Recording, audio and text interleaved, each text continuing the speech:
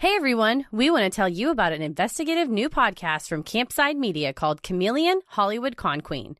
This exciting new podcast features two journalists and hosts, Josh Dean and Vanessa Gregoriadis, as they unspool the story and actively hunt the con artists behind one of history's longest and strangest scams. This case has been covered by several media outlets over the span of many years, like The Hollywood Reporter, Variety, BBC News, Deadline, Vice, The New York Times, just to name a few. Josh and Vanessa have spoken to dozens of victims from several countries and to the private investigator who's also been hunting the scammer for years now. They've gathered a trail of evidence leading to a potential suspect, like a fake passport, photographs, and a ton of tape recordings. The scammer, nicknamed in the press as the Hollywood Con Queen, can speak in multiple languages and accents and has used big Hollywood names to convince people the con is real. For 7 to 8 years, he's been pulling off this incredibly complicated scam, which has affected over 1,000 victims. The con includes scamming people into flying to Indonesia for fake jobs, beginning actors, models, influencers, makeup artists, and even sending these people to exotic destinations such as Jakarta and Bali to scout locations for a movie they were told would be filmed. As one can imagine, there was a lot of psychological damage inflicted on the victims. Chameleon Hollywood Con Queen uncovers what these victims went through, including some dark twists revealed along the way. For some, it wasn't just a scam out of money. It was scary and emotionally damaging. Subscribe and follow to join the journey in catching the Hollywood Con Queen now. To listen to the show, just search Chameleon, Hollywood Con Queen in Apple Podcasts or wherever you get your podcasts. Thanksgiving is a holiday for people to gather with family and friends. But for two men, it was the last day of their lives. After catching the perpetrators red-handed, police were sure they had a guaranteed conviction. But loophole after loophole ensured the killers were acquitted. Finally, a federal judge found a loophole of his own and managed to put the criminals behind bars for something other than murder. This week's episode is The Thanksgiving Day Murders. A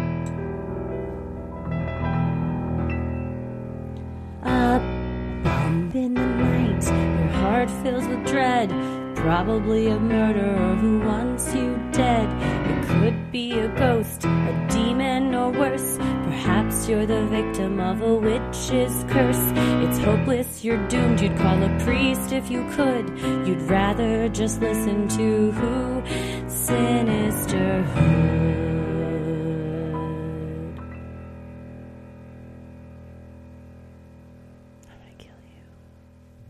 Well, I'm very thankful for all the mail we've been getting. Yes, I love mail if it's fun stuff. Yes. I want to put myself, though, on whatever I need. I'll sign whatever. If it's like I no longer receive applications for credit cards. Good God. Or really anything that can just be emailed to me or that I can find online on my insurance's website or something. Like, I need any of that stuff. Home warranty, window repair, window washing. I'm like, I can't.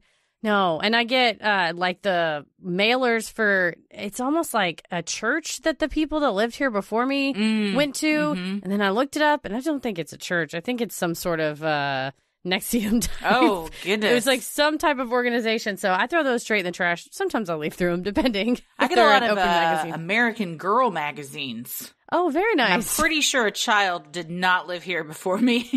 Uh-oh. So, just a creepy doll collector. Yes. Or like Angela in The Office, who buys her clothes in the American Doll section. It's a very petite woman. Just a tiny lady with she loves tiny sweaters. But we have been getting some fun mail, which is the only kind of mail anybody should get, from some very nice listeners. I am thrilled about my new sloth mask. Yes, and I got a dog one. Yes, and yours is so cute too. At Charlie's Big Ideas on Etsy was so nice to send us these handmade masks. And I love that they sit away from your face and have a very sturdy wire in the nose bridge. So it's not going anywhere. I can't stand mask lint on my lips because I wear a lot of chapstick. So when I get it all over my face, and these sit kind of away from your face, which I really like. I'm like a wide talker. I feel like I gesticulate with my mouth a lot, so masks always fall off when I talk through them. That's a and this one's like, it holds it right on your nose. And so, and then it's like, like you said, it sets away from your face because I just don't like breathing on myself that much. Same. So thank you, Charlie. We really appreciate our lovely masks. And the Unusual Needle, Tasha Renee Ali on Etsy, also sent us some beautiful Breonna Taylor note cards featuring some of her embroidery work. And they're very beautiful, and they're pre-addressed to, and we can send them off to legislators to hopefully do some action. So they're very wonderful. Yes, she's awesome.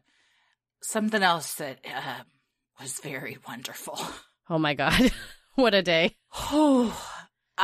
We talked years ago jokingly, but not really jokingly, about how the only reason we wanted to get into podcasting was so we would get free pizza sent to us.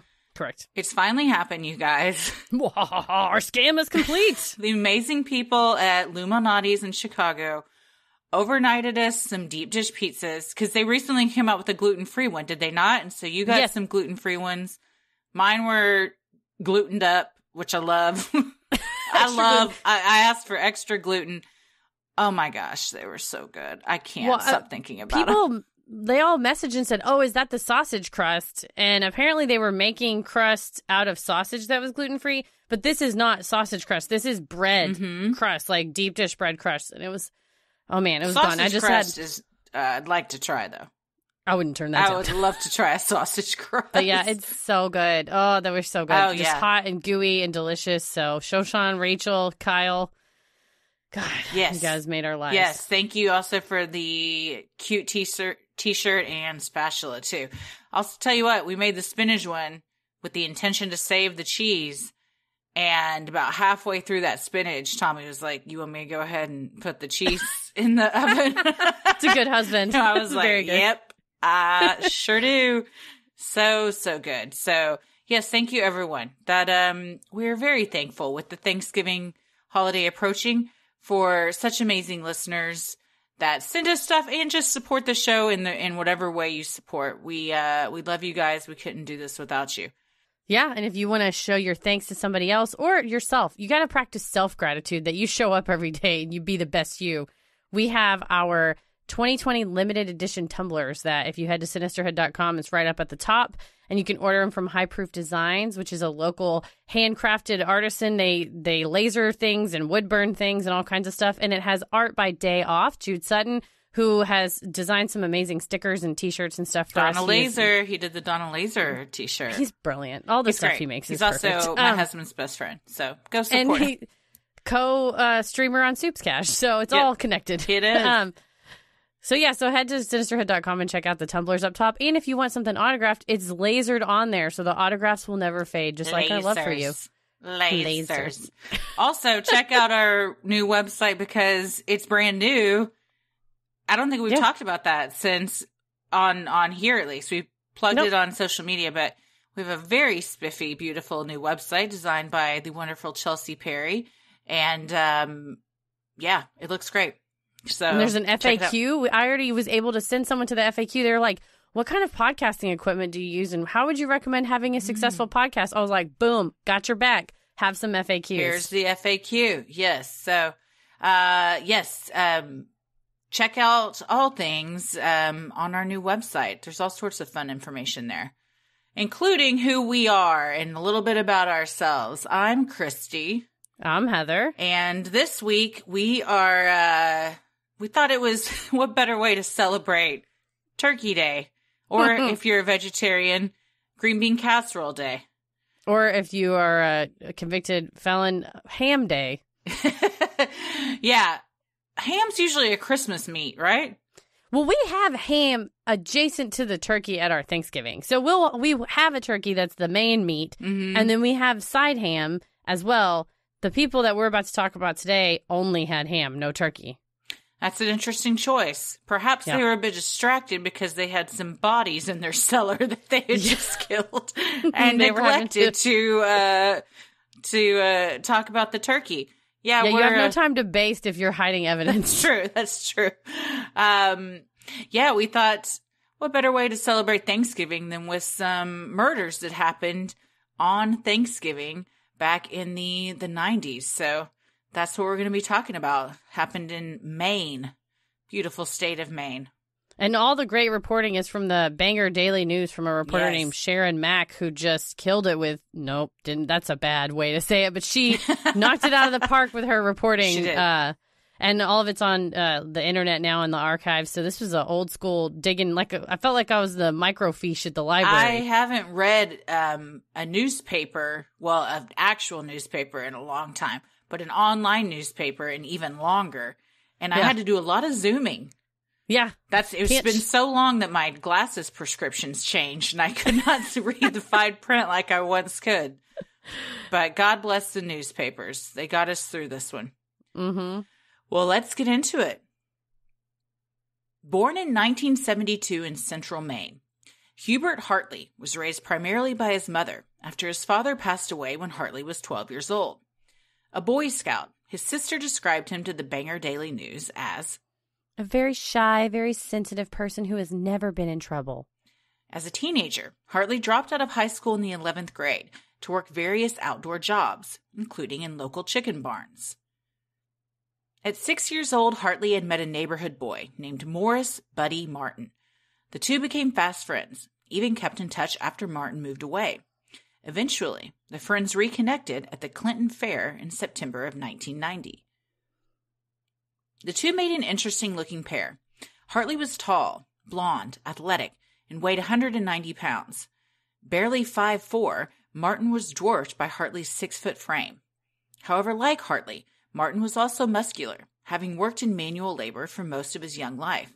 According to the Bangor Daily News, Martin liked women and beer. In fact, he was due in court on November 27, 1990, on charges of drunk driving. Sadly, he wouldn't live to see that day.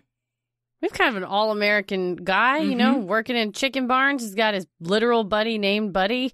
Yeah. Just palling around town. Yeah. Likes women and beer. You know, You can't fault him for that. No, I mean, a lot of people like women and beer. I like women and beer. Yeah, same. I like men in beer. I like people in beer. Some people I'll tell don't you like. what has been a real just F you from the universe this pregnancy What? is I haven't Oh, no. craved anything more than I have craved the taste of alcohol. Oh, wow. Yeah. Just general or like Miller Lite Specifically, no. Honestly, I will go through beers. But the other day I was like, I would give my kingdom for a Bloody Mary. Wow. Or like a margarita. It'll be very specific drinks. And I don't even before I got pregnant, I didn't really drink that much. But I'll tell you what, maybe it's just the stress of everything, but I am going to have some cocktails. After? Yeah, I might pop them out and pop a bottle. Like, done and done. Can you not just drink like Bloody Mary mix or something to kind of get the... I probably You would could. know. Yeah, or, well, honestly, it will destroy me because my... Heartburn. Yeah, oh God, the heartburn is so bad. So anything acidic kills me. But yeah, because I was craving like V8. I love V8. Paris loves V8. Oh my God, I don't like it's tomatoes. so good. You don't like tomatoes in any form? Not really. I'll eat like pico and salsa and ketchup and stuff, but a tomato sometimes a grape tomato if it's like fresh and popping. You know when it goes pop like a good grape tomato. For the most part, like on a hamburger, hell no. But no you tomatoes. like tomato sauce. Yeah, for sure. So you like tomatoes. You just don't like I don't like tomatoes on a I don't hamburger. like a fresh tomato. Like I don't like a slice. We've been trying to make Ella understand that because she loves fresh tomatoes and cherry tomatoes. We have to get her to understand that like sauce and spaghetti is also made from tomatoes. So y'all She's are the not into opposite. it? Y'all are the polar opposites there. Well, she can have my tomatoes and I'll take her sauce. I love V8 though and tomato juice. So yeah, maybe I should just drink some tomato juice and pretend like there's vodka in it. Just trick yourself. As the men began to hang out more, talks of becoming roommates came up. 21-year-old Martin had been living in his car after a bad breakup, and Hartley and his 18-year-old girlfriend, Tammy Terriault, were also looking for a place. With Tammy 3 months pregnant, with their first biological child, the couple welcomed the idea of help with rent. Tammy also had another child, Megan, from a previous relationship. At nearly 2 years old, Hartley thought the world of the young girl and considered her to be his own flesh and blood.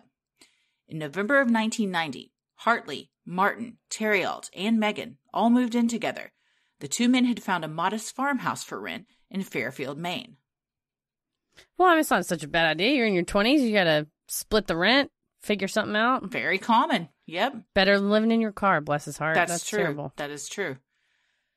Small and set back from the main road, the farmhouse was older but in fairly good condition. It had 2 bedrooms, a kitchen, a living room, and a dirt-floored cellar. For the previous 20 years, owner Marilyn Meyerhans had only rented to migrant laborers who came to harvest the orchards during apple season. However, Hartley and Martin agreed to put down a $100 deposit and pay $60 a week for the accommodations, a deal to which Meyerhans agreed. Yeah, what do you care if it's apple pickers or, you know, teenagers? That's some cheap-ass rent for right? a house in Maine. I'm not familiar with Fairfield, but I've been to Maine once. It was beautiful. Jealous. Just for a few hours. We drove there from somewhere else, but we really want, it's on our bucket list to do a drive up there and do like a whole Stephen King tour of everything. That'd be awesome. Man, a friend of mine lives up there in the summers, and man, it's just year round. I just wouldn't leave. Oh yeah. My brother's girlfriend lives she's from a small island up there, and it is a beautiful. Within a week, the house had its first visitor. Hartley's half-brother, 28-year-old Henry Lombard, had come to visit from Massachusetts. While Hartley and Lombard shared a mother, that was about all they had in common. Lombard was a convicted felon. Hartley had never even been arrested.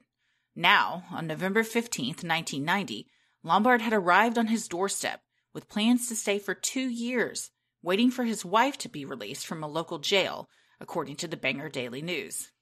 Well, that's romantic. That's a lot to ask of someone that you just show. There's not even a phone call. You just show up on somebody's door. You're like, by the way, 2 years is what it's not.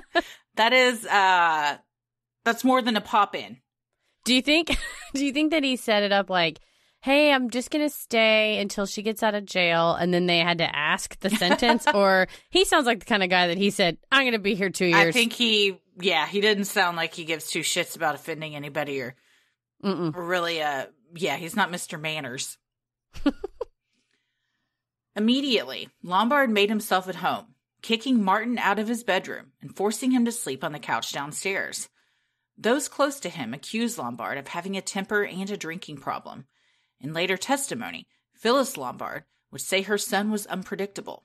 Hartley added to this, saying his half-brother became violent and abusive when he drank. Poor buddy's got to sleep on the couch. Yeah, that's, he's 10 years older, or not quite 10 years, 28 and 21. So you got someone a bit older. But if you come in aggressive and assertive and you have a reputation for being violent and drinking a lot and stuff, and you're a 5'4" dude, you find yourself sleeping on the couch downstairs pretty quick. And probably begrudgingly. I mean, that's not the recipe for a blossoming new friendship. Like, if someone came and kicked your ass out of your room, for 2 years, for 2 weeks, that's one thing. But you're like, what? I'm sorry, for 2 years, I'm now sleeping on this couch. And I still have to pay the rent. Yeah, no, something isn't, this doesn't seem right. 2 days before Thanksgiving, 18-year-old Paul Lindsay came by the house to visit Martin. The two were longtime friends and planned on doing some hunting together. The following day, Lindsay, Martin, and Hartley all went into town to pick up supplies for the upcoming holiday. Lombard had stayed behind, preferring to get some rest before their big hunt the next morning.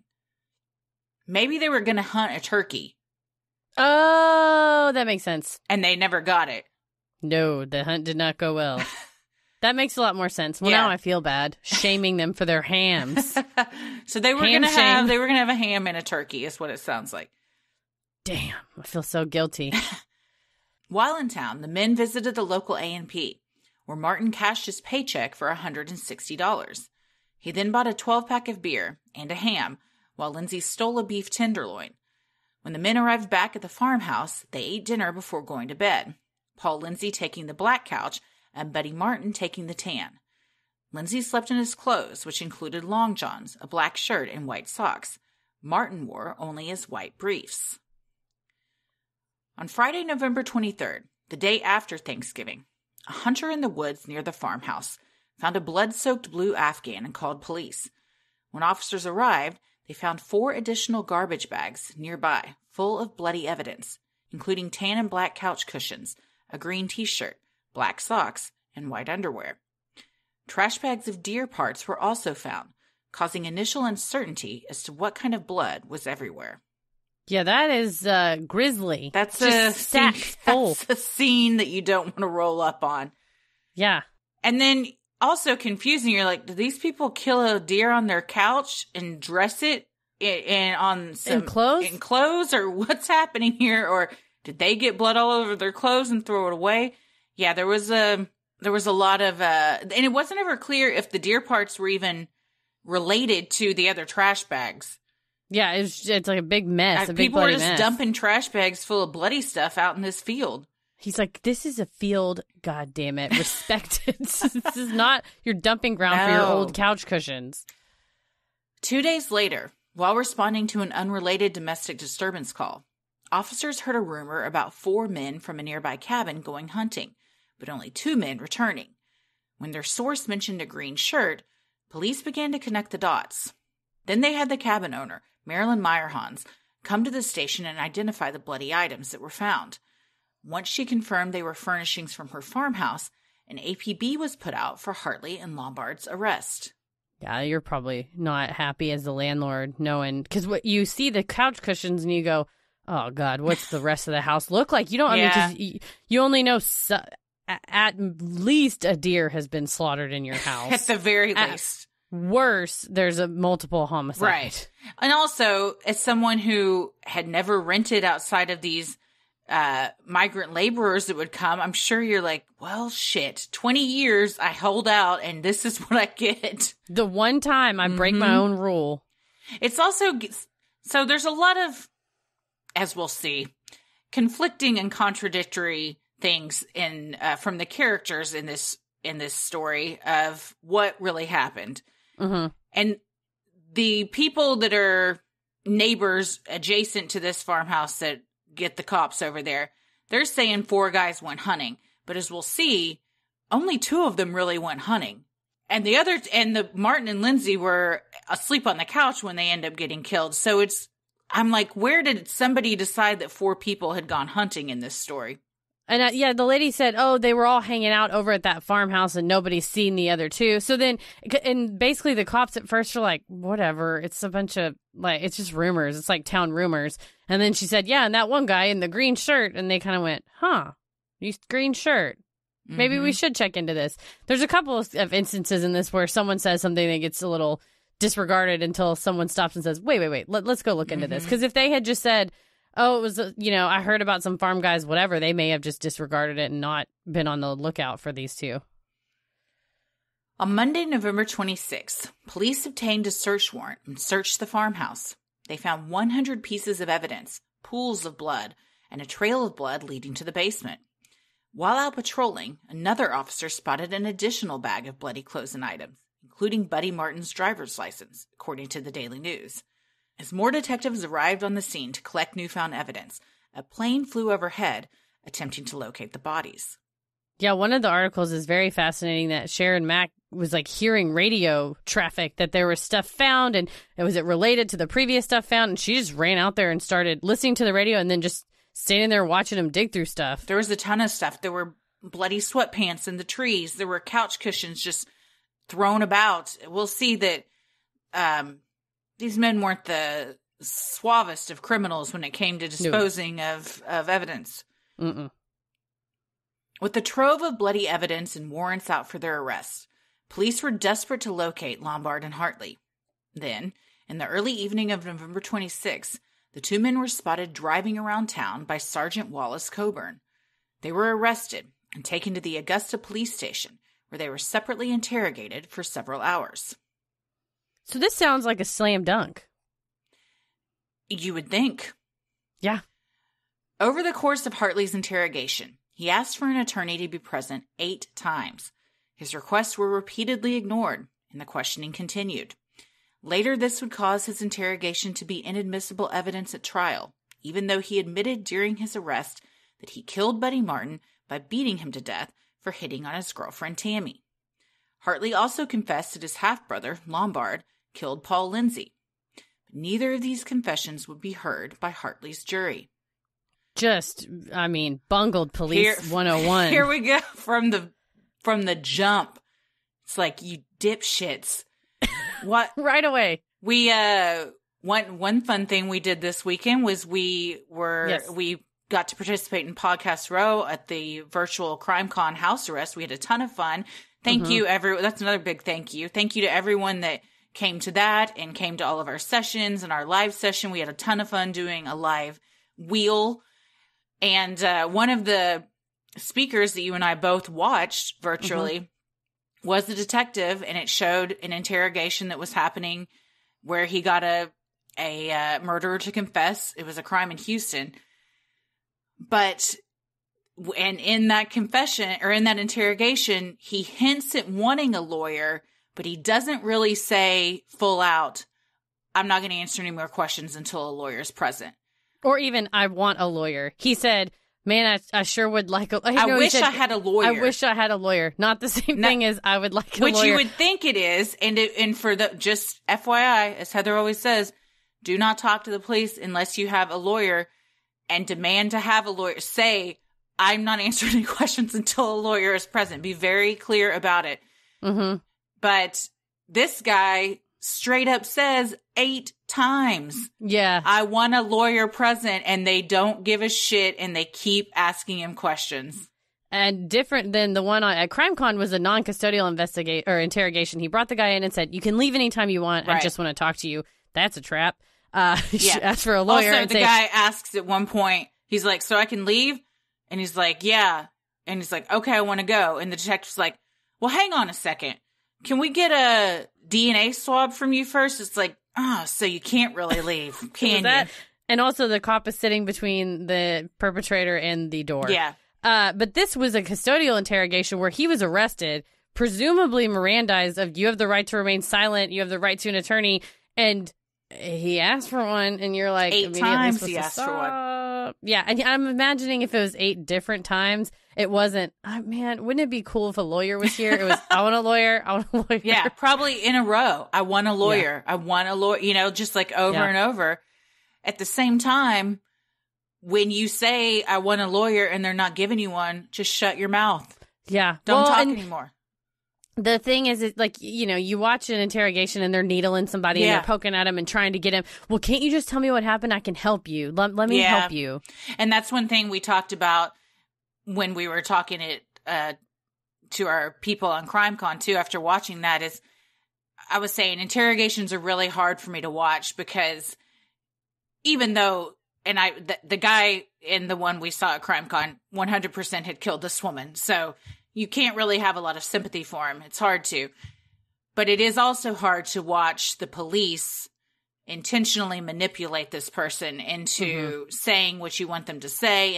And they, and I'm not, this isn't speculation. The cop straight up in his, going back and forth in the interrogation to like, well, here's why I did this, says like, one of our tactics is to be friendly and try and befriend them and talk to them like, we're peers, and ask their first name and get in, so they trust us and stuff. So yes, that's their job. It's also uncomfortable to watch someone be manipulated into admitting something because they think that it's going to help them, when really, no, that's what gets your ass thrown in jail. As it should have in this case.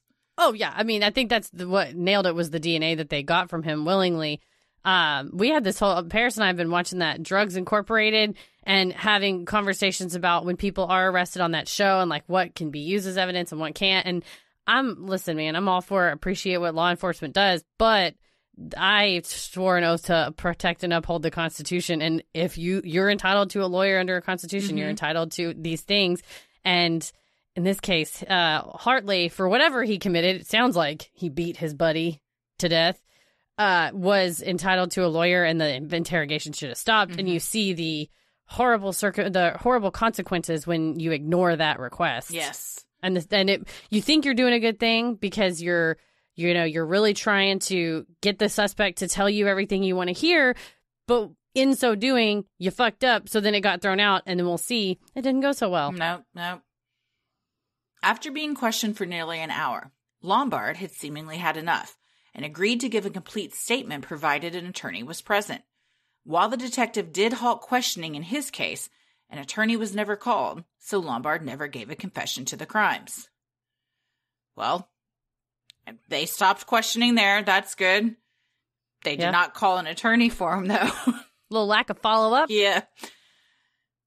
Meanwhile, Tammy Terriault was being questioned in a separate room after being picked up at a local motel where she and her young daughter Megan had been hiding out. Eventually, the 18-year-old told police that both men were guilty, each having shot one of the victims at point-blank range. And with that, Henry Lombard and Hubert Hartley were both arrested on 2 counts of first-degree murder. Well, that's all you need is a third witness that's willing to tell you what happened. Yep.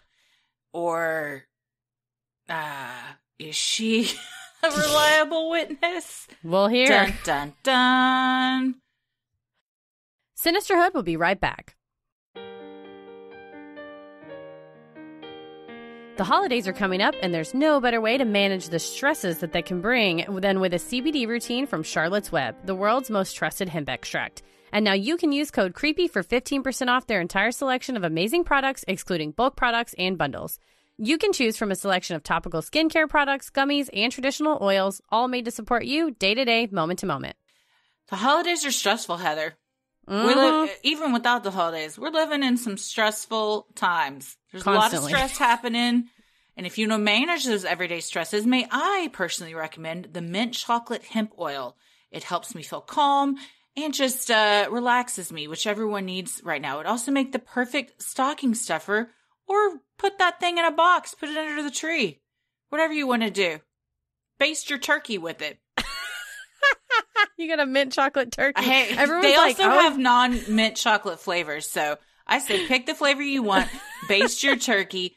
Everyone's chilled out for the Cowboys game so we can all watch us suck real bad again.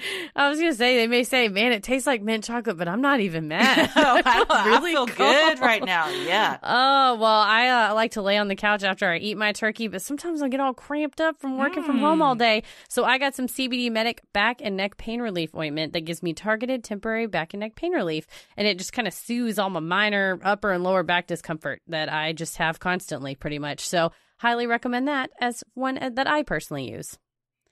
All Charlotte's Web products are free of 8 major allergens, not tested on animals, gluten-free, and their topical products are formulated without synthetic fragrances, artificial colors or dyes, sulfates, or GMOs. Speaking of animals, Charlotte's Web even offers products to support your pets. As we all know, Kate and Biddy are now Mensa quality dogs after enjoying the CBD chews for senior dogs that have helped support their brain function and support their central nervous system. I was just informed they have been asked to be part of the Biden administration. Yeah, I was going to say I also took their master class, so thank you for that. Oh, good. I learned a lot about just personal growth, and yeah, I'm feeling like $1 million, and Great. it's all because of your dogs Thank and their you. central their brain It's all function. because of Charlotte's Web, really. That's right. If you're looking for a great gift for yourself, friends, family, or even your pets, then I would try the world's most trusted hemp extract by going to charlottesweb.com and entering code CREEPY for 15% off.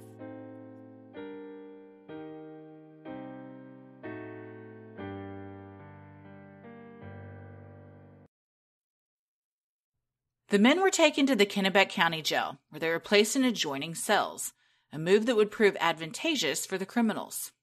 Side by side, the half-brothers communicated with each other via pass notes through their cell windows. They devised a plan where Hartley would blame his murderous rage on a brain tumor that had supposedly been caused by a childhood head injury. However, while the half-brothers appeared to one another that they were on the same page with their stories, behind closed doors, both men had told their attorneys that the other one was responsible for the heinous crime. There's no honor among criminals. Oh, man. Yeah, but it shows that they both had the same idea. Well, You're like, I'm going to lie to your face and then blame it on you to my own attorney. Exactly. Mm-hmm. And I can't imagine, it's like almost with the Sunjin game where there's such a lack of foresight that he's like, well, tell him I have a brain tumor. You don't think they're going to scan your head? He thought that it would really sell it because as a child, one of their other brothers had hit him in the head with a claw hammer, and it got stuck in his head. So he's like, no, they'll buy it. But I'm no doctor. I don't think that causes a brain tumor, perhaps, but maybe he thought because there was like a scar on his head or he could bump use or it. something. But again, like a doctor and a psychologist and stuff are going to check that out and very quickly realize that, no, he doesn't have a brain tumor. He's just a murderer. Do you remember who else got hit in the head with a claw hook? Aaron Hernandez, yeah. That's right. That's what made me think of that. Man. So maybe there is something to be said for, I mean, and we talk about that a ton in the Hernandez episodes of head injuries being directly tied to violent outbursts and behavior changes and things like that. So it may have contributed to him being capable of doing what he did. In the months leading up to the trials, the prosecution began to lean more towards Lombard being the main suspect. He had an impressive rap sheet and had tried to escape from jail several times while awaiting his day in court. Hartley, on the other hand, was a model prisoner and had never been arrested in his life. In later testimony, Detective Phippen would even say that on the night of the arrest, he decided that Lombard was the triggerman, while Hartley was merely a witness, according to the Bangor Daily News. Ultimately, this good brother, bad brother routine would be what both sides used in their client's defense. It's a dangerous game to decide the outcome and then try to mash the evidence into fit. Also, that detective is the same one that refused to get an attorney and kept questioning him. Oh, super duper. Yeah. Detective Phippen, I don't know where you are today, but I hope if you're still in the force, some things have changed. Did a little training. Did a little update training. Mm-hmm. During his week-long trial in December of 1991, Hartley testified that it was Lombard who pulled the trigger. According to the Daily News, Hartley said that on the walk back from their Thanksgiving morning hunt, Lombard seemed angry and said the two victims were easy enough to take care of. He did not provide a motive. This is where you see it emerge. There's when we were first researching this, I just left Christy a note in my notes that said no singular story of what happened. No, and really, no one ever a little bit provides a motive, but it's just they're easy enough to take care of. ... Why? What does that mean? What did they do? They're at home sleeping. You kicked this dude out of his bed. Yeah, and he didn't even fight you.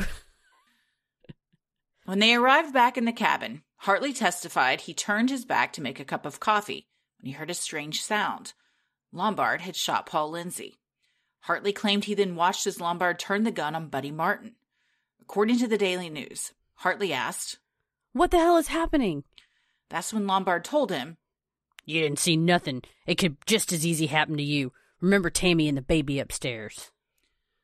Hartley testified he only helped move the bodies to the cellar because I felt I could die. I was frightened. I wanted to run, but I thought about Tammy and the baby upstairs. Hartley also called Lombard very violent and very unpredictable. Because Hartley's earlier confession to the murders had been deemed inadmissible, the jury only heard this new version of his story. The 70 pages of transcripts and 4 tape recordings where Hartley admitted in his own words he was guilty were never seen nor heard. When Detective Phippen, the detective who questioned Hartley the night of the arrest, was asked on the stand why he continued the interrogation despite Hartley asking for an attorney, Phippen said, "I was really involved in this interview. I had asked hundreds of questions that night. I felt he was still willing to talk." Yeah, okay, that's cool, but you can't keep going. Sorry. He willing to talk, that's great, but you know that I don't understand if he thought, if he forgot that, oh, this is going to be thrown out, if he fully knew I should be getting an attorney, but I'm not, and I'm just going to hope it doesn't come up, and this is still, these tapes get admitted, or what was going on there. Yeah, unless you were going to cut out the tape, like literally cut the tape and tape it back together, the part where he said, "I want a lawyer." Otherwise, there's no, I mean, this isn't like it was the 60s or 70s. Right. Like the Miranda case was I think came out in the mid 70s. So, I mean, this is not a new thing the jurisprudence around the right to a trial or the right to an attorney after, while being questioned has been around a while. So this was the 90s. Like, he should have known. And maybe he did and thought it wouldn't matter because there was so much evidence that he had killed them and he was admitting it. But that is a blunder of epic proportions when you're trying to get somebody convicted.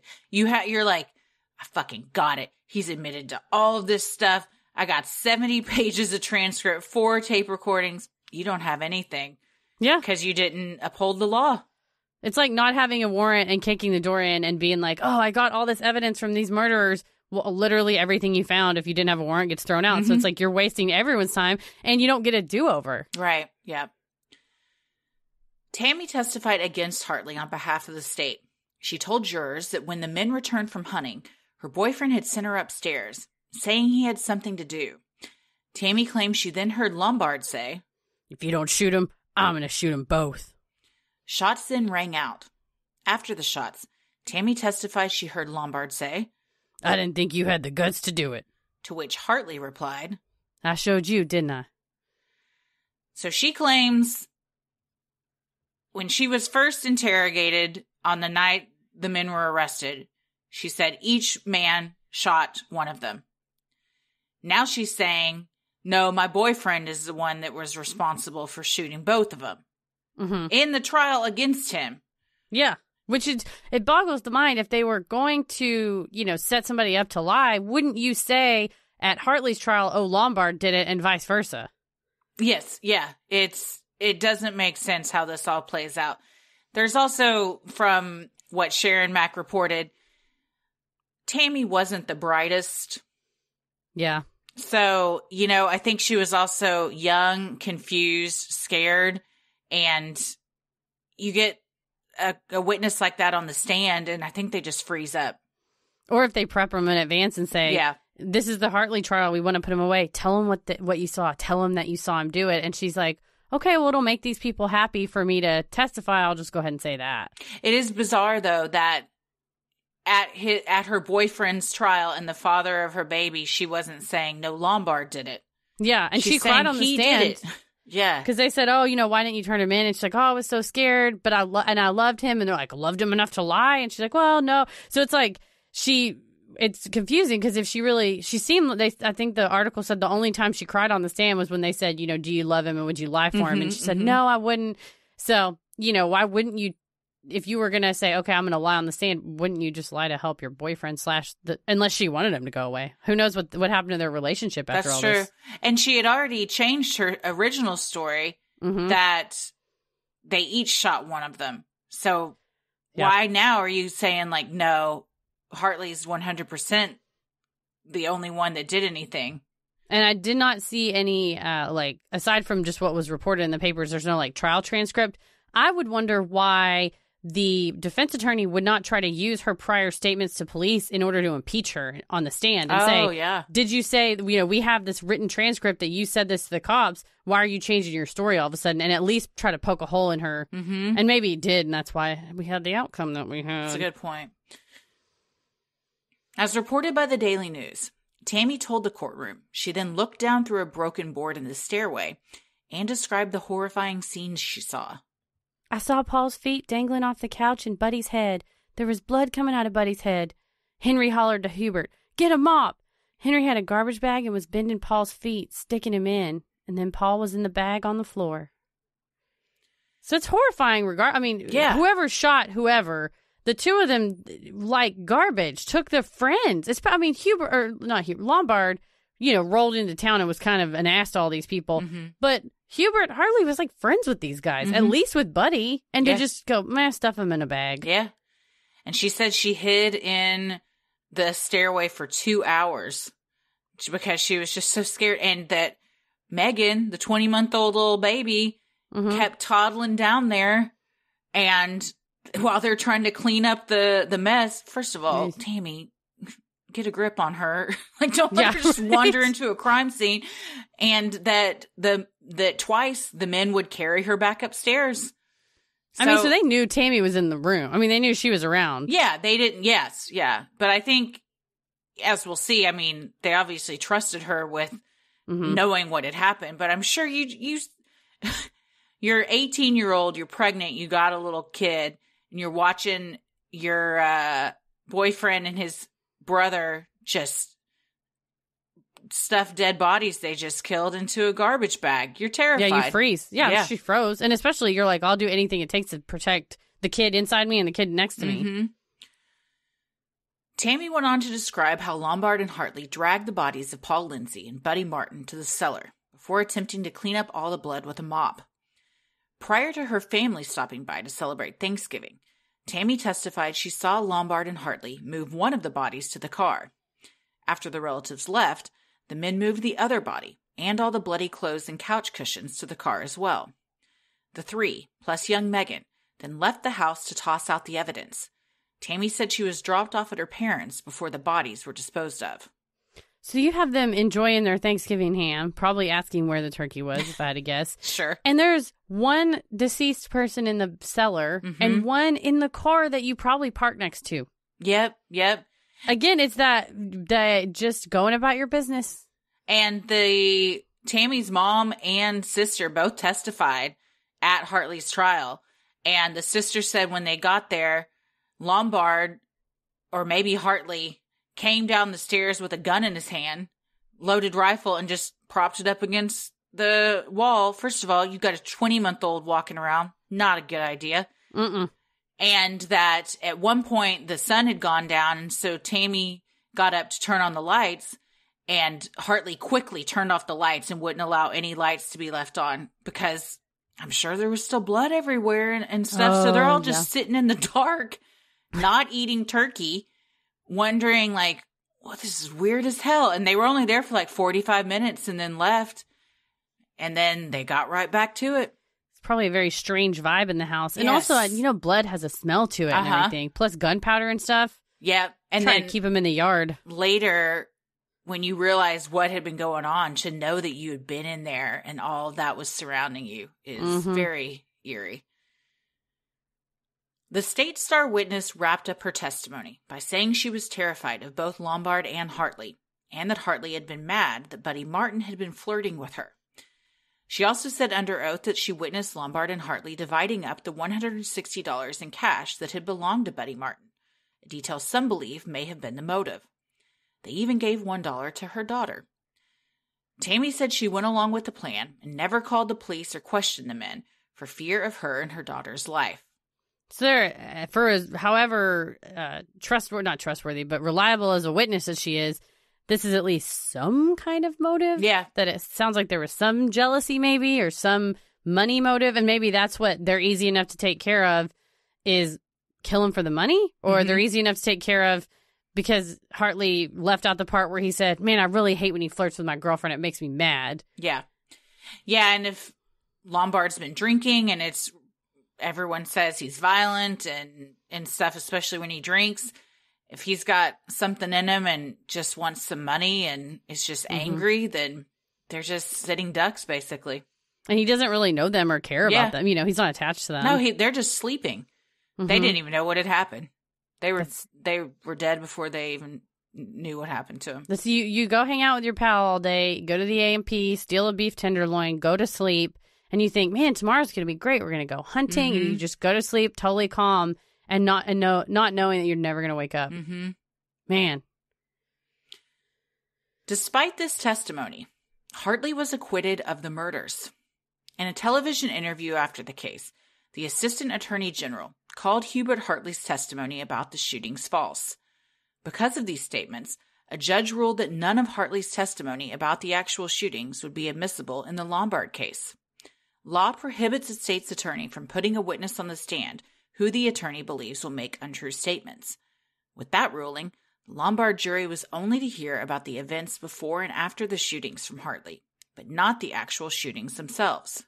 Yeah, it's another situation you done goofed. Because you have a person who's ready and willing to say all the things. He was violent and unpredictable. They're easy to take care of. You didn't see anything. You have a guy that's ready to say he was making coffee while the defendant did it. And because you went on TV and ran your mouth, you can't use any of that. And he's acquitted because none of the tapes where he confesses to these murders and talks about how he did it are not allowed to be played to the jury. So they only hear him saying, I'm innocent. I was basically held as a prisoner by my violent half-brother for days in my own house. And then I was forced to help him like clean up these heinous murders. That's all that the jury hears. And if you were a juror and you had that very narrow frame of knowledge, you would acquit him too. That's reasonable doubt. Sure. There's no hard evidence that he pulled the trigger. Yeah, and even with Tammy's testimony, I guess she wasn't a strong enough witness for them to say, no, we're going to put him behind bars. And like you said, perhaps the defense did poke holes and say, well, this contradicts what you said the night that we questioned you about how, he killed one, but Lombard killed the other. And now you're saying Hartley did both. So they poke holes in her story too. And she's just not credible. Well, and then they said, oh, are you willing to lie for him? And she said no, but she also was at the hotel by herself and didn't call the cops to, arrest them or what. So I think that you lose even more credibility that way of saying you had the opportunity to report it and you never did. Lombard was tried the next year, in June of 1992. Due to the publicity, the trial was moved to a nearby town called Bath. While Lombard had not testified at his half-brother's trial, Hartley took the stand at Lombard's trial, telling the jury that on the morning of the murders, Lombard told him that he didn't have to take no shit from nobody. Then, after the murders, Lombard threatened to kill Hartley and Theriault if they did not stick to the plan to tell police that they had last seen the two victims on the Wednesday before Thanksgiving. Tammy also testified in Lombard's trial, giving the same story as she did at Hartley's, with one key change. Reporter Sharon Mack told Slate that at Lombard's trial, Tammy switched the name of the guilty party, now claiming Lombard was, in fact, the trigger man. And again, if you're the juror, you don't know that she's doing the same song and dance she did before, but just changing the names. Would you, though? Because it's a year later, so you might be privy, unless that's one thing that would strike you from being a juror, as to what the other trial consisted of. Well, and they moved it to a different city. That's true. I'm sure during jury selection, they're like, how many of you have heard about these murders that happened on Thanksgiving? And anybody that had heard about it or read about it would have gotten stricken. So you really, that's the whole purpose of jury selection, is to make sure you don't have somebody that's like, I followed every detail of whatever Sharon Mack prints, I read it. And you're about to get, kicked off the jury if that's the case, because you know too much. That's true. It is wild, though, that she basically just went, yeah, I'll get up there and testify again and say the exact same thing, except now I'm just going to change it and he did it and not the other. Yeah. And I mean, I guess what is she doing? On behalf of the state, you're like, well, she did a great job on the first trial. Try it again. But would you, as the prosecution, couldn't you say, she said this exact same thing in the other trial? Now she's just changing who it is and dismiss her as a credible witness? Well, two things, because the guy said, oh, I think Hartley is a liar and everything he said about the shootings was a lie. So that's proving that he has the thought, the feeling, the indication that Hartley's going to lie about the shooting. So that's why Hartley's testimony got booted. If you, as the prosecutor, say, hey, Tammy, we're going to try Lombard. Do you have anything to say? And she says, I was really afraid of Hartley. And so, I'm going to tell exactly what happened. And they don't have reason to believe that she's going to lie on the stand. You still put her on the stand. As long as you don't have reason to believe she's going to be untruthful, you put her up there. Do you think that they thought she was going to say once again that Hartley did it?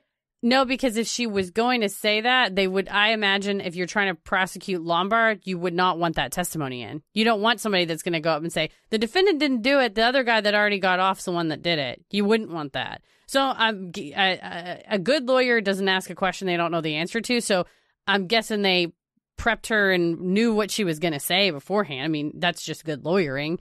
I hope, and there's no indication, no allegation that they told her to say it was Lombard or whatever.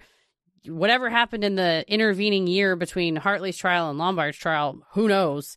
That she, they broke up or she had a come to Jesus meeting or whatever and said, okay, I'm going to go tell the truth now. And for all that, they may have thought she was going to go up there and say, oh, he shot one and Hartley shot the other. But I misspoke. I meant to say the defense would poke holes in her story, saying that she was on trial a year ago and said that our client was completely innocent. So this is bullshit that she's up there now saying this. Yeah, and I think that for sure that would be on cross-examination of, have you ever testified in a criminal case before? Yes. Was it for the other defendant in this case? Yes.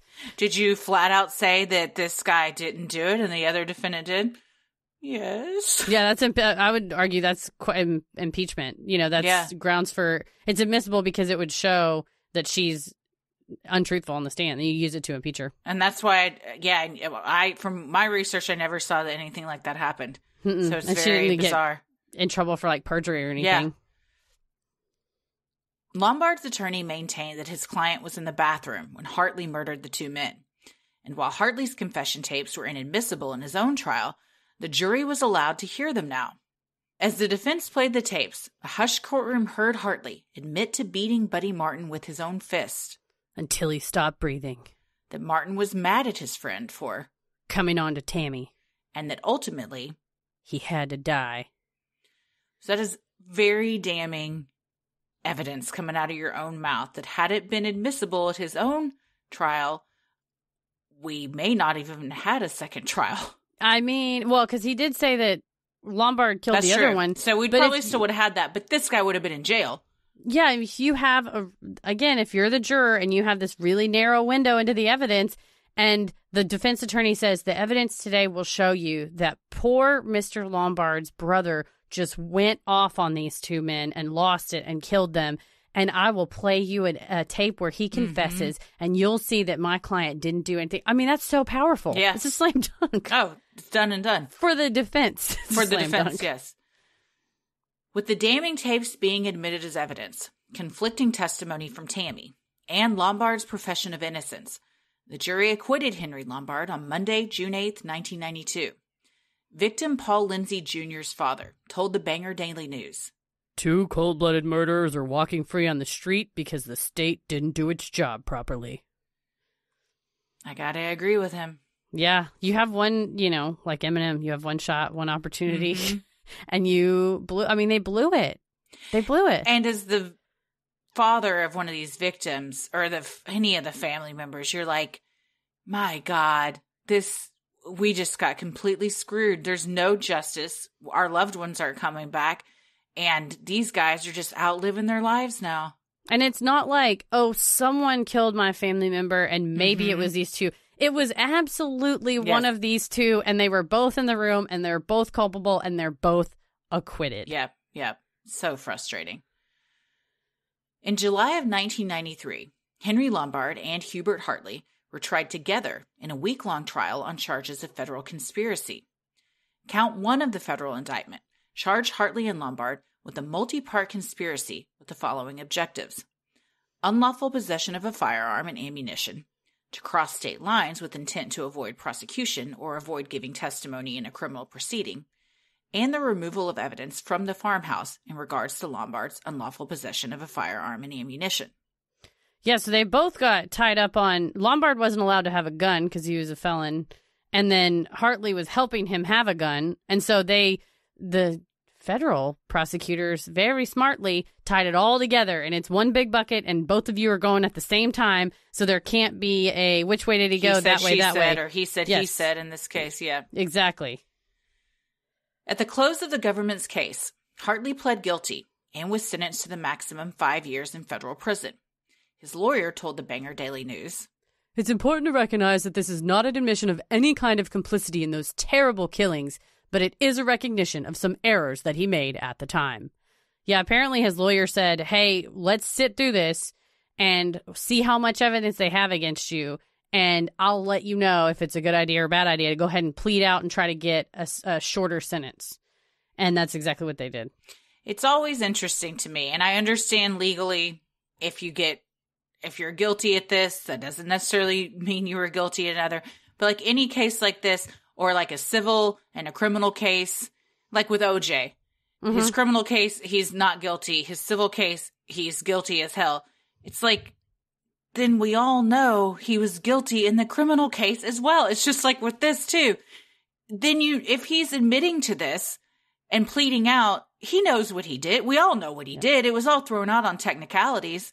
It's just so frustrating that they'll hit him where if it's money related, like in a civil trial or something like this. But what really you want is for them to be behind bars for the rest of their lives.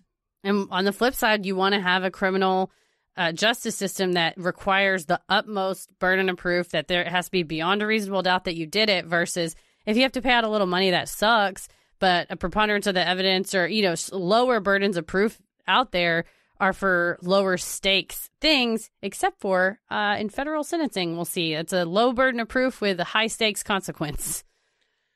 Lombard pled not guilty, but after just 2 hours of deliberation, a jury convicted him on both counts, according to the Daily News. At the time, Buddy Martin's father, Marty, told the Daily News, 3 years and we finally get some justice. However, Lombard's father defended his son, saying, if the federal government wants you, the federal government gets you. It is some justice. It's probably not the justice they wanted, but it's something. They're criminally convicted on something related to your family member's murder. Yeah. I mean, they're being somewhat held accountable. It's just, and especially with Hartley, he admitted it, Mm-hmm. A jury convicted one and the other one admitted it. So it maybe gives you a little bit of solace, but still, the murders, they were acquitted of the murders. That's the worst possible outcome for a family member, where you gut level know. It's just a slap in the face, yeah. Yeah. Because of his criminal background, and because the underlying crime, premeditated murder, carried a life sentence, the judge could sentence Lombard from 15 years to life.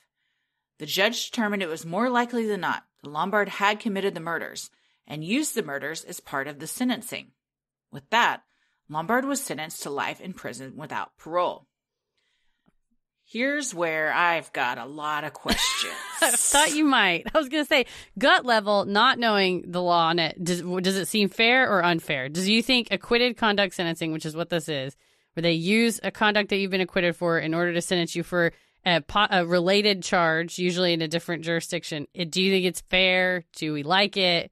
Some people were calling it like double jeopardy. It's totally not, but it's gut level. It feels knowing like it. very little about this part of the law, my gut is no, it's not fair.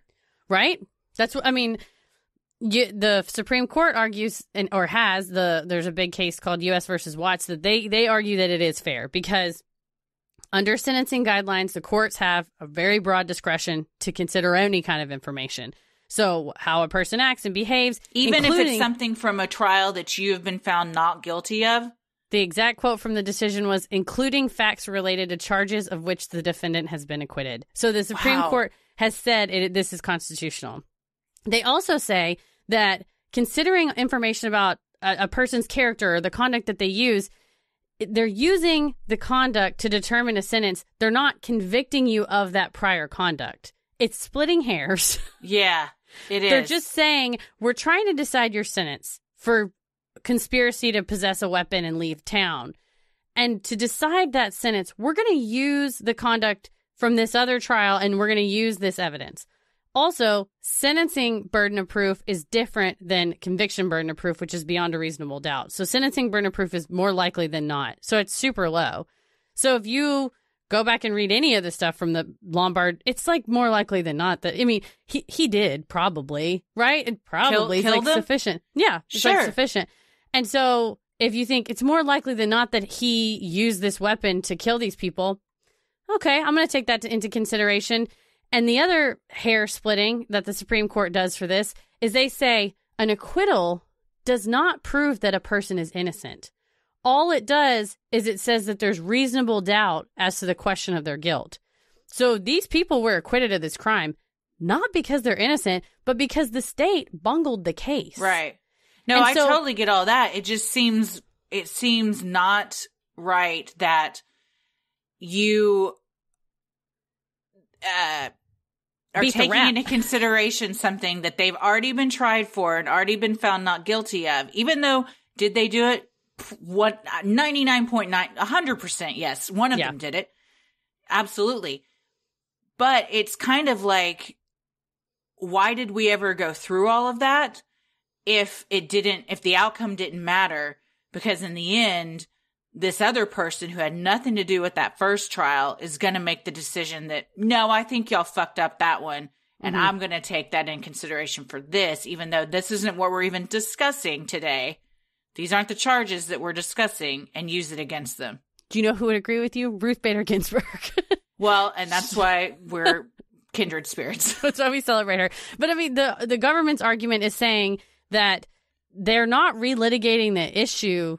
Well, they are, I guess, in theory, relitigating the issue at a lower standard of proof, because they're just the judge's job in federal sentencing is it more likely than not that they did some horrible thing? So you may say, oh, you know, he kicked a puppy or whatever, and he didn't even get arrested for it. But if you have a person, you have credible evidence introduced at sentencing, and the judge goes, yeah, I believe it's more likely than not that he did that, so I'm going to take that into consideration. The fact that the facts came out at a trial, the standing current Supreme Court jurisprudence says just because the facts came out at a trial that he was acquitted of the conduct doesn't mean that we can't still look at those facts, because we could look at facts that on stuff you did that was never tried. But on a gut level, and I think on an equitable public policy question of, we want juries to decide whether people have done things beyond reasonable doubt, and we want people to get sentenced for things that they've been decided to have done by juries or judges beyond a reasonable doubt. We don't want rogue federal judges. And this is a fascinating case, but where you're going to see this way more often is in drug cases. So there's a famous case where the guy had a small amount of drugs, and it was cocaine, I believe, and he was charged with possession of that, and then he was also charged with a larger amount of cocaine with the intent to distribute, which is federal. So then he's convicted only on the small amount of possession, but not the larger amount. But then in a separate trial, he's then convicted for intent to distribute, which holds a longer sentence than the simple possession. So you're going to see this. This is a fascinating, weird case. And like, for the families, it's awesome that this guy got life in prison, because that's what he should have gotten if, in fact, he had done it. But where you're going to see it, like a lot of these cases, you're going to see a lot of these questionable, icky, gut level kind of legal loopholes, is it's going to be applied to primarily black and brown defendants and primarily drug charges. Mm-hmm. And so this happens to be kind of an interesting set of facts and very true crimey podcast kind of a story. But this acquitted conduct sentencing has been attacked by tons of people that are fighting for, the constitutionality of it, because you ask yourself, do you want, like, exactly what you said? They haven't been convicted. Why are they getting sentenced based on stuff they haven't been convicted of? And the Supreme Court says, because we're allowed to. Sure. But that doesn't make it right. Exactly. Just because you're 100%. Just because you're allowed to doesn't make it right. And that's what dissents often say in these cases of, I understand that the jurisprudence says we can do this, but I still feel really icky, and I think the court should change its standard, and this is not right. Do you agree with that? I agree that it is under current Supreme Court jurisprudence that it is allowable and constitutional. I don't think that it's equitable. I don't think that I think it empowers federal judges almost beyond their grasp, beyond the grasp that they should have. Yeah. I think. Yeah. So you think it should be reformed? Yeah, I think so. I think, and it's going to take a case going back to the Supreme Court and I feel like Kavanaugh and Gorsuch actually have written about how they're against it. So just depending on how Amy Coney Barrett or other people, if another case can get up there, it may. And I believe Clarence Thomas is against it as well. So it's where you've seen, and that they're against it based on either questioning during oral arguments or cases that they've dissented on or whatever. So yeah, so we may see some type of reform, but it's weird because at a gut level, it's a good thing in this case. Yeah, but if you're the defendant, it's not a good thing. No, you're like, and then like, what if they really were innocent? Exactly. That's the problem, is like, when you put someone away for life for murder, you want it to be beyond a reasonable doubt. You're putting someone away for life for conspiracy to, leave town and possess a firearm because they committed a murder. Mm-hmm. It's like because you think they did. Correct. They weren't found guilty by the jury. That's supposed to, who we've all agreed, that's who finds them guilty. Yes. You're deciding, the jury got it wrong, everybody got it wrong, I'm going to now take over. And do you want a federal judge many of whom that have been appointed the last 4 years who are woefully underqualified, to have that power. No, and I then don't. They have that power, and then you appeal it, and no matter what appellate court you appeal it to, they're going to go, look at the Supreme Court. They've already said this is fine. Sorry. Nah. Affirmed. So it's like, oh, God. It's going to take an appellate court. So it's like, so I'm trying to think, somebody in like the Ninth Circuit or maybe the Seventh Circuit. I'm trying to think of more criminal justice reform, a little bit more liberally circuits to appeal it and have them say, we think that it's time for this to get changed. Wow. That's fascinating. Yeah, really it's crazy. It You don't, and again, people say, oh, it's double jeopardy. And it's not, because you're not being tried for the same thing, but it's you're just almost being like found guilty for a crime you already said you weren't guilty of. Yeah, and it's, I guess it's no almost trial. Like That's sentencing. It'd almost be better if there was another trial. Yeah, for sure. With those higher burden of proof standards.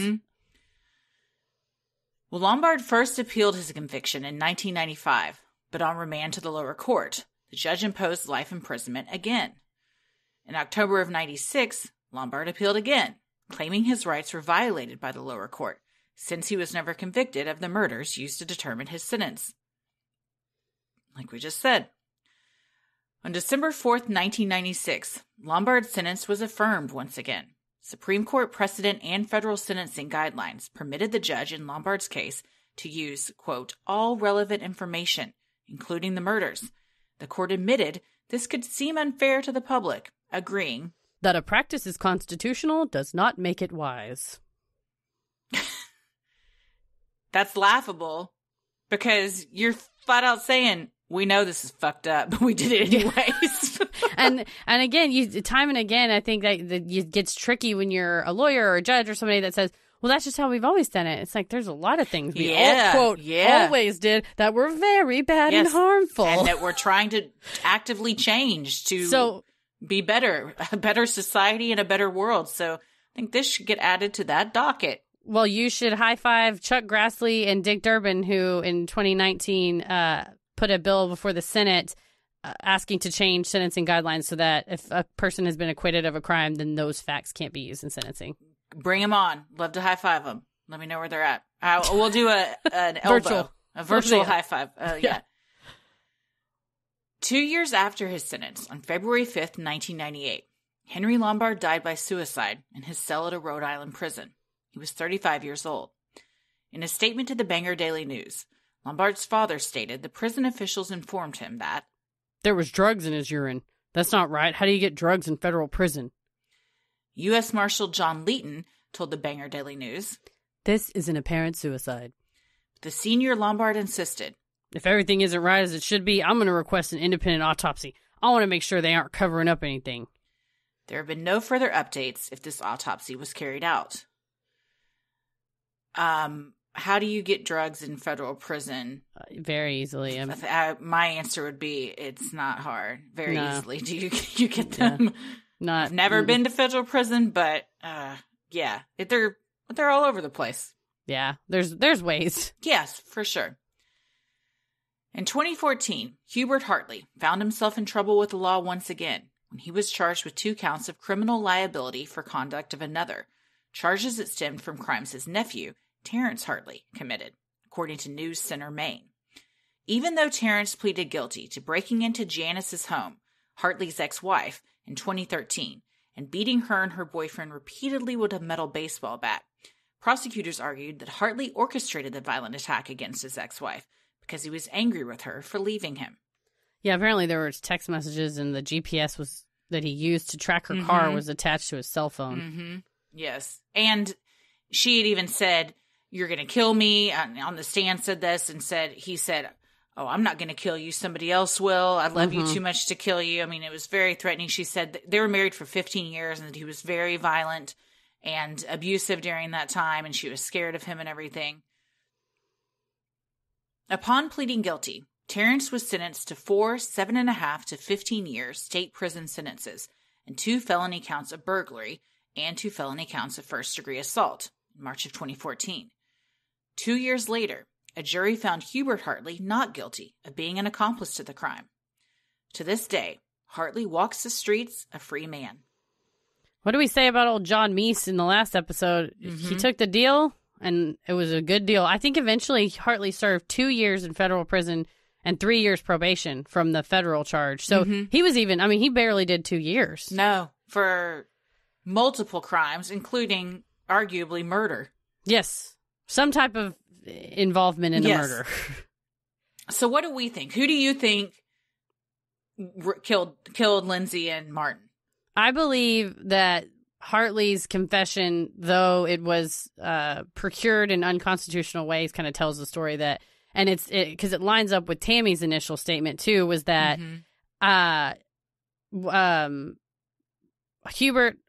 Hartley beat Buddy Martin and then possibly shot him, and then Lombard shot Paul Lindsay for no reason other than he was a witness. And that's what Tammy saw happen. She saw from the stair hole that one did one and one did the other. And his confession, Hartley said, I was pissed at him. I beat him up.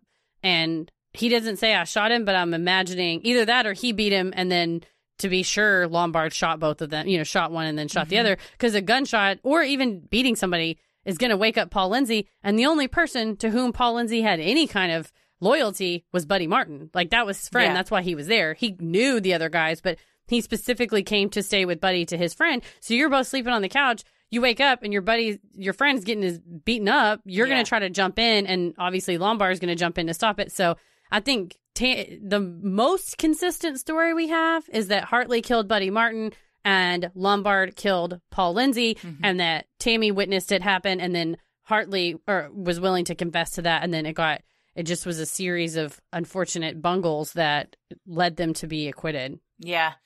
Yeah, I agree. And I even read something that Hartley had said, or it was Hartley or Lombard, maybe Tammy said that she heard them say, he's still breathing. Yeah. And so, I think that Hartley easily could have beat Buddy Martin because he's pissed off that he thinks he's hitting on his girlfriend. They're like, oh, well, what do we do now? We can't take him to a hospital like this. He's practically dead, but he's not dead. Okay, we're going to shoot him. And then, like you said, Paul Lindsay's just a witness to the whole thing and wrong place, wrong time. Bystander. And they had their guns out, and Lombard had a temper. They, everybody painted this whole good brother, bad brother of like, Hubert was the nicest. He was a Boy Scout. He was super sweet. But then you see later, he's got some kind of temper with the wife. Oh, yeah. So... who knows what and then they also took his money, and was the money just a byproduct that they shot him in the face and said, go and look in his pants. I think he had some cash in there. And they're like, oh, well, cool. Now we each get $80, like, or what, minus whatever he spent on the 12-pack and the ham. Minus the $1 they gave to the 20-month-old. Yeah, they were, how generous. Yes. So, yeah, I think that's probably the most consistent story, is that one did one and one did the other. And then in a later case in Maine, this one was cited because there was it was a murder of a couple different people by two guys, and the state said, oh no, we're trying them together because we don't want a Hartley Lombard situation of one testifies one way and one testifies the other. And the defendant said, oh, we're going to appeal it up. And the state's attorney said, go ahead and try, because based on that case, the Maine Supreme Court is not going to let that happen. They're not going to grant that, because you see the outcome that happened here. Yep, and hopefully this case is also a reminder that if someone you're interrogating asks for an attorney, stop what you're doing and get it. Yes, let them have their attorney and just use other types of evidence. Otherwise, you're going to really, really screw the pooch, because then that confession tape was used to get Lombard off. So it's like you have the existence of something that's not only useless to your trial, but completely detrimental to your trying to convict the other guy. And you have a murderer walking free on the streets to this day.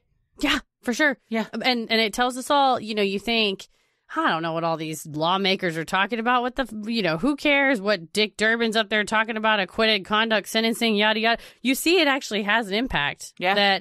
And not just in this case where maybe it was for the better, kind of justice, but do you think that's equitable, giving a federal judge that much power? Yeah. I'm going to say no. That's my official stance. I think not. And that's why I always used to ask my students at the law school of what do you think on a gut level? Because I think that tells you a lot about equity. I think most people have a good moral compass, and I think it's really easy as a lawyer, a law student, to go, But the Supreme Court said it was constitutional. That doesn't matter. That doesn't make it, that something is constitutional does not make it wise. And I think in this case, it's unwise. Yep. Even if something's always been done, and that's what we all adhere to, it takes one person standing up and saying, no, this needs to be changed. And that's how big changes are made. And by one mighty voice being joined by a bunch of others. So keep an eye out for one candle. What is that? One candle lights all the other candles, and then pretty soon you got a fire. That's pretty sure that's how that quote goes. 5,000 candles in the wind for little Sebastian. Well, happy Thanksgiving, everybody. Happy Thanksgiving. We sincerely hope that you, however you're celebrating this year, as it looks a little different, have a wonderful holiday and can find some things to be thankful for. And at the very least, be thankful for all those delicious sides that you're going to indulge in. Yes, which are the best part. Yeah, Paris got a Popeye's Cajun turkey, so I'm excited. It's my first one. Ooh, I'll tell you what.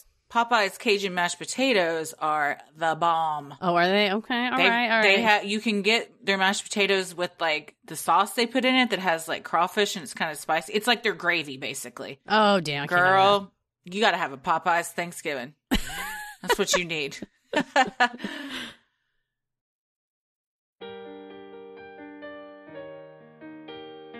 We love providing Sinisterhood to you at no cost. So if you like what you hear, consider supporting the show by donating to our Patreon. We're a small operation, creating this show for you by researching, writing, recording, and producing it ourselves. Any amount is sincerely appreciated and helps offset the cost of making and hosting the show. As a thank you, you'll also get some sweet perks like ad-free episodes, a Sinisterhood sticker, membership to our exclusive Patreon Facebook group for those in the Ruling the Airwaves tier, a special shout-out on the show, a monthly bonus mini-sode, and patron-exclusive video and audio content, including some fun new additions we'll be rotating in with our mix bags to bring you fresh weekly content, like The Wheel. You also now have the fun perk of access to our Discord server, where you can connect with other fans in real time and discuss the latest in true crime, share personal ghost stories, or just post adorable pictures of your pets. We'll also be hopping on occasionally and hosting monthly Q&As where you can ask us all your burning questions. Next one is scheduled for November 28th at 2 p.m. Central Time. Can't wait to see y'all. And for our patrons not in the U.S., you also have the option to pay in pounds or euros, saving you the cost of a conversion fee. Annual memberships for all tiers are also now available. Those that select this option will be rewarded with a free month of membership. For more details on all of this and specific member tiers, visit our brand new spiffy website, Sinisterhood.com, and click Patreon in the top right corner to join today. And make sure you stick around after our sign-offs to hear your shout-out. So many of you have been tagging us in pictures of you sporting your sweet Sinisterhood merch. Keep those pictures coming. We've recently added some new cozy designs. We have a tote bag, some socks, and it's a great place to shop for winter weather. We have hoodies and beanies. So if you want to get some cool Sinisterhood swag like t-shirts, mugs, totes, and even clothes for your kiddos, visit Sinisterhood.com and click on shop along the top banner. We also have a link on our page to buy the 2020 limited edition tumblers. We're only taking orders for the next 2 weeks, so make sure to get in and get your orders in so they'll ship to you by the holidays. Perfect holiday gift. And if you get one or you give one, please take a picture because we would love to see all of the Christmas decorations, Hanukkah decorations, Kwanzaa, whatever your bag is. Festivus, nothing at all. And what you're putting in them, too. Yeah. You know, they're big. They hold a lot. So 30 ounces. The best thing you can do to help us grow is like, review, and subscribe on Apple Podcasts or wherever you listen to your podcast. Please tell a friend who you think would like us to check us out. It means so much to us and really helps small podcasts like us get more exposure. You can follow us on Instagram and Twitter at SinisterhoodPod and like us on Facebook at Sinisterhood. Christy? I'm on Twitter at Christy or GTFO and on Instagram at Christy M. Wallace. Heather? I'm on Instagram at Heather vs. the World and on Twitter at MCK vs. the World. As always, the devil rules the airwaves. Keep it creepy.